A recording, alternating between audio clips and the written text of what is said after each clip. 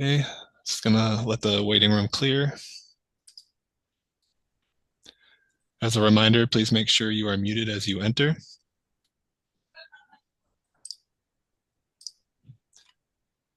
Good afternoon. This is a hearing before the Boston Cannabis Board. Today is December 17th, 2025. Today's hearing is being conducted pursuant to amendments to the open meeting law. That is what allows us to meet virtually. This hearing is being recorded and will be posted to the City of Boston's website. Before I review some procedural matters, I will introduce Chairwoman Kathleen Joyce. Thank you, Luke. My name is Kathleen Joyce. I'm chair of the Boston Cannabis Board. Today, I'm also pleased to be joined by Commissioner Lisa Holmes, Jack Kenslaw, Commissioner Jack Kenslaw, Commissioner John Smith, and Commissioner Ramon Soto.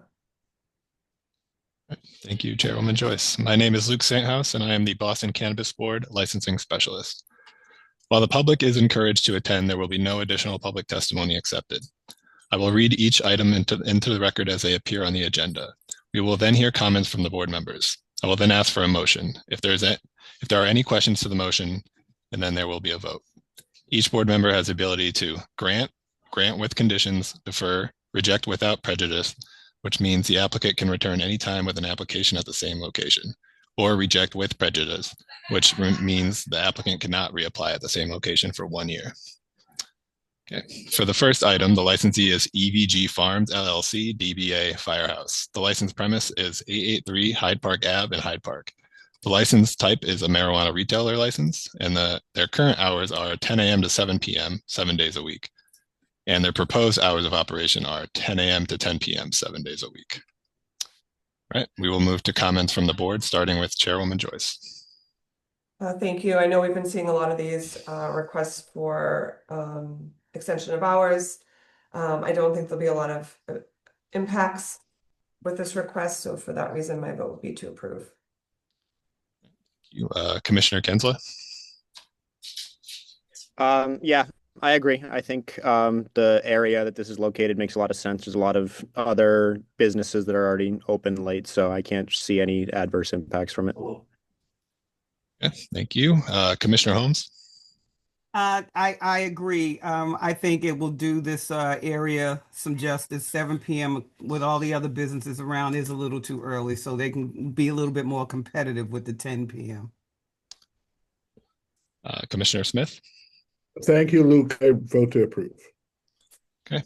Chairwoman Joyce, is there a motion? Hey, sorry.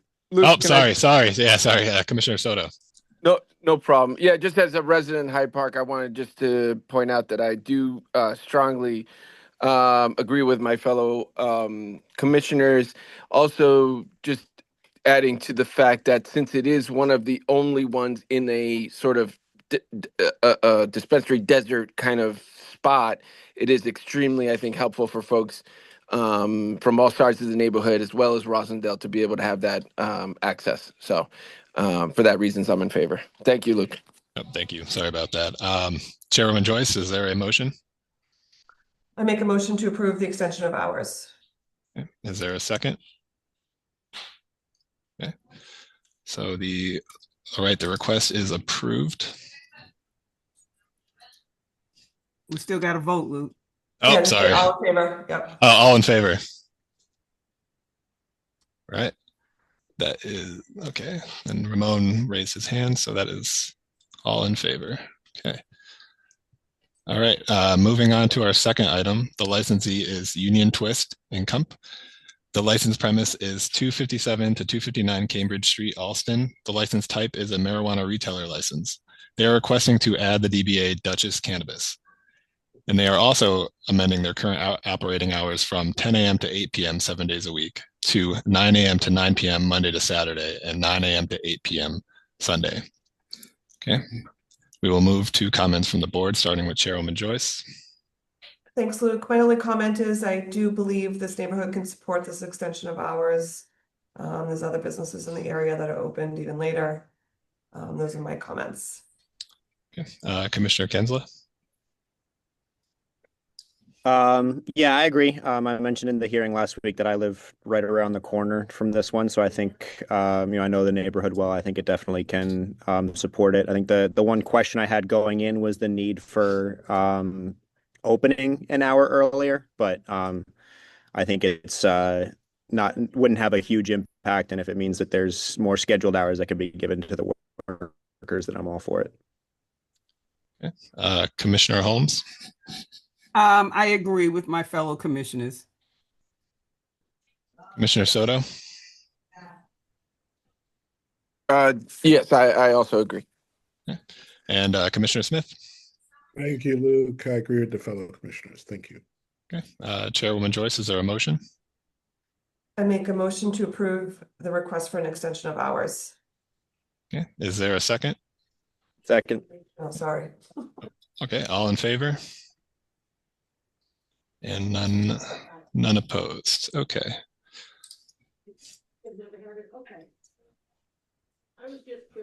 All right, we'll move on to our third item. The licensee is Zeb Boutique LLC. The license premise is 1526 to 1530 Dorchester Ave in Dorchester, and the license type is a marijuana retailer license. And the request is to change the beneficial interest. The licensee seeks approval from the BCB to redistribute the ownership interests in its entity. Okay, we will move on to comments from the board, starting with Chairwoman Joyce. I see this as an administrative cleanup. I really have no issues with it. Okay. Commissioner Kensla, Yeah, I'm on the same page. Commissioner Holmes, Ditto. Commissioner Soto, Yep, no, nothing further. and Commissioner Smith. Thanks, Luke. I approve. Chairwoman Joyce, is there a motion? I make a motion to approve the requested change. Right. Is there a second? Second. Okay. All in favor? And none opposed. So the request is granted. Okay, and we're going to move on to old and new business. The following item was deferred at the BCB's October 22nd, 2025 voting hearing to allow for the applicant to complete the community process. The applicant is Josh's One Stop LLC. The proposed license premise is 323A Washington Street in Dorchester. The license type is a marijuana retailer license. The proposed hours of operation are 10 a.m. to 10 p.m. 7 days a week, and this is an equity applicant. Date of initial application was March 10th, 2025. They filed with the Inspectional Services Department on April 3rd, 2025, and they held their community meeting on July 23rd, 2025. There is a buffer zone conflict with another marijuana establishment. All right, with that, we will move on to comments, starting with the comments from the board, starting with Chairwoman Joyce. Thanks, Luke. I'll just share some of my comments. I've been taking notes as we received letters in support and opposition for this application. This is an equity business owner. He is already an established business owner, already sells products to that need to be sold to people over 18. This is a really tiny space. It's 400 square feet. There's pros and cons of that.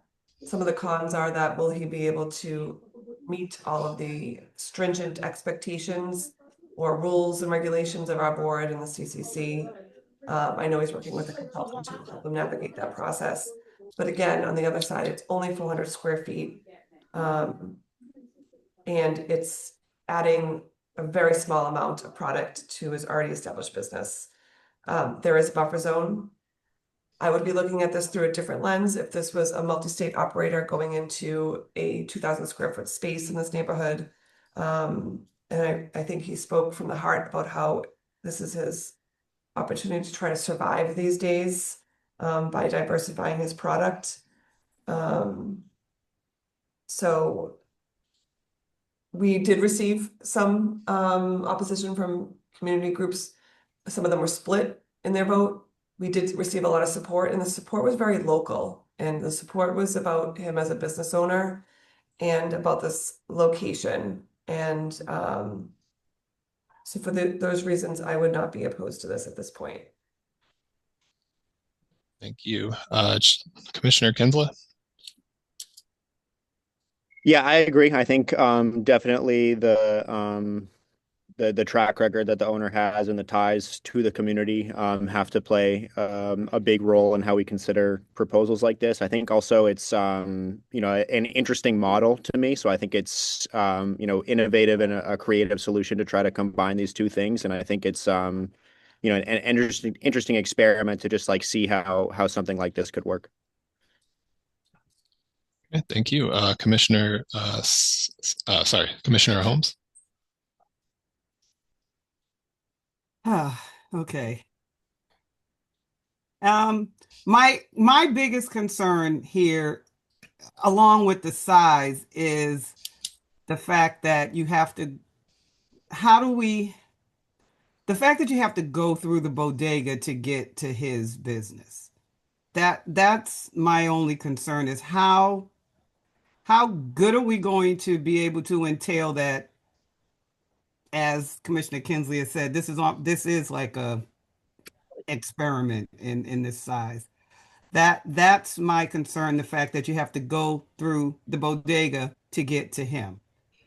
And also I didn't hear anything about the unless I missed it, which I could have, the community meeting with Councilor Worrell and the Four Corners Neighborhood Association.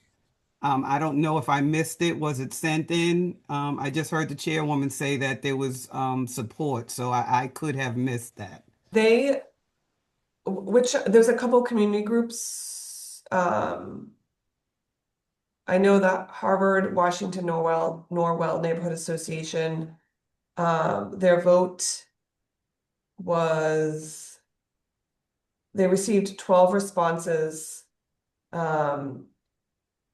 7 no's, 2 abstains, and 3 yeses. So they voted not to support it.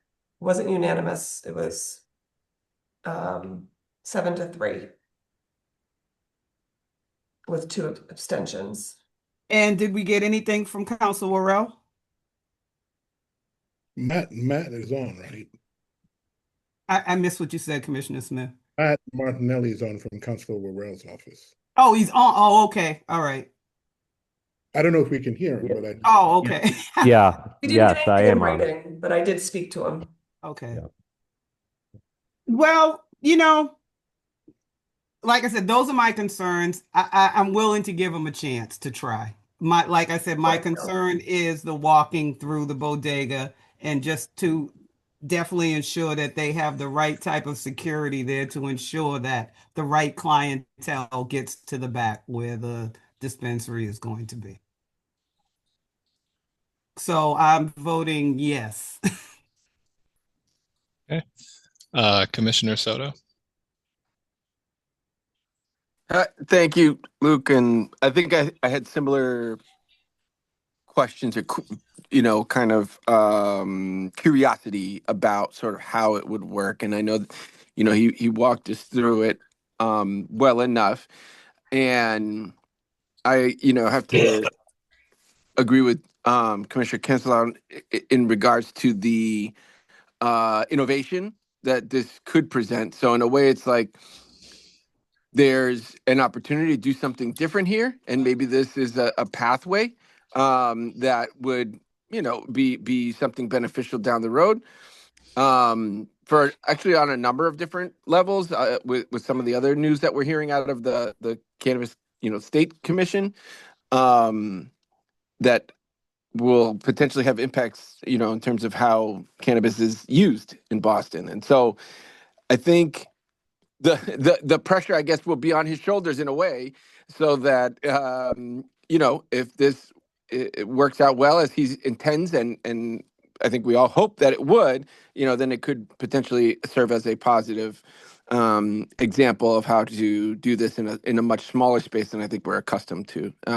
But if it doesn't work, then it's a clarion call for others who are looking at converting similar spaces to say, you better have your T's crossed and I's dotted.